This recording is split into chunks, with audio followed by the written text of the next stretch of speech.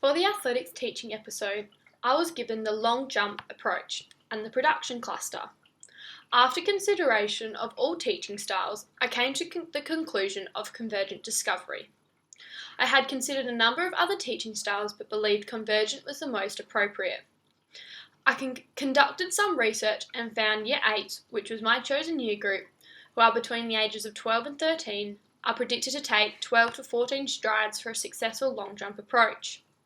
I believe convergent is the right teaching style for this skill, as there is one appropriate answer and requires students to think logically to determine their number of strides.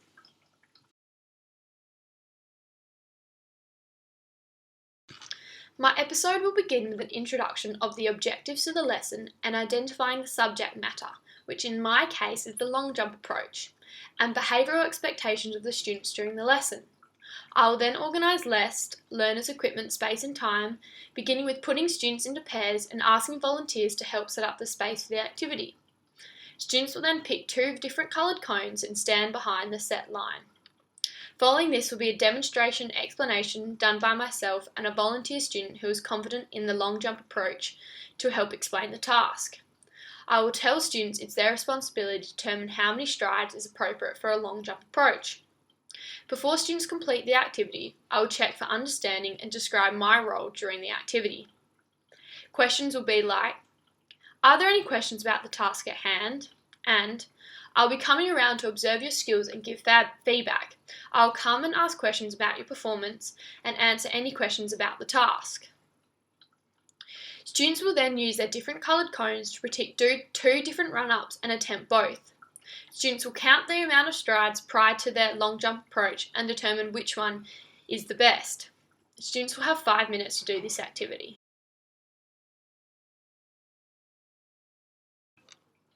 I have chosen convergent teaching style in this episode as students are given the opportunity to discover the solution to a problem by employing logic and reasoning skills and by constructing and linking questions which lead to anticipated response. The role of the learner is to engage in reasoning, questioning, and logic to sequentially make connections about the content to discover the answer. During the pre-impact phase, the teacher should make all the decisions, focusing on the design of the problem that will lead to the expected cognitive and physical discovery. During the impact phase, the decisions are shifted to the learner, particularly regarding the steps required for reaching the answer, the series and the sequence of questions to ask, and the selection of cognitive operations that will lead them to the solution. During the post-impact phase, it is the student's responsibility to verify their answers by checking their reasoning process, trial and error, and through the teacher's feedback.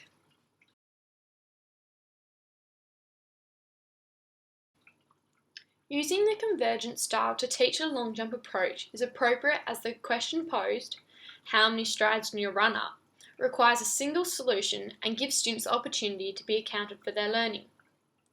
I need to get students to measure their run-up when they feel they have answered the question correctly.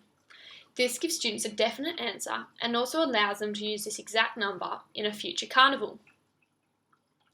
During the impact phase of the lesson, I need to come around and prompt students' answers by giving neutral and appropriate feedback, ensuring I do not move into guided discovery. An example of this is, could there be a way to better your run-up? Instead of asking students how they could individually improve their run-up and continuing the conversation. When observing students' run-ups, I am able to come around and have a clear understanding which students are making the right number of strides for their long jump approach, which is in between 12 and 14.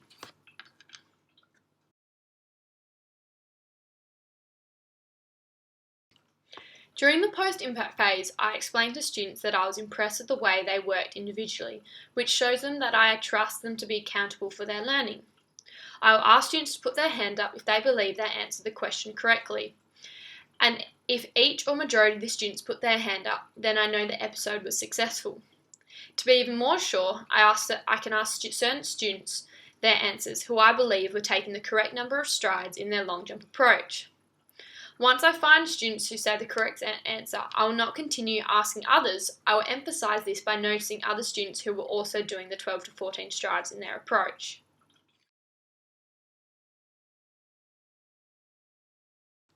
There are a number of links to the learning outcomes in the Australian curriculum. Under the Understanding Movement strand, students are required to demonstrate and explain how the elements of effort, space, time, objects, and people can enhance movement sequences.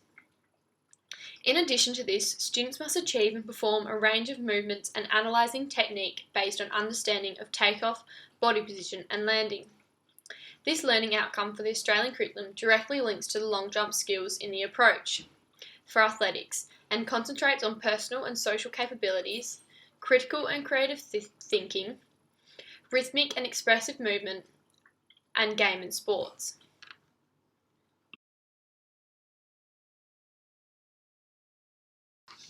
I was confused on which style would best suit learners and the skill.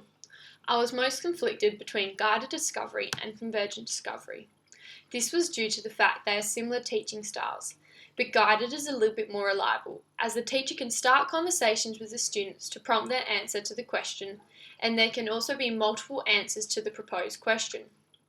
Another challenge I faced was knowing how to create maximum participation in a skill that only requires individual practice. As long jump only needs one participant, it was difficult to find activities where all students are engaged throughout the task.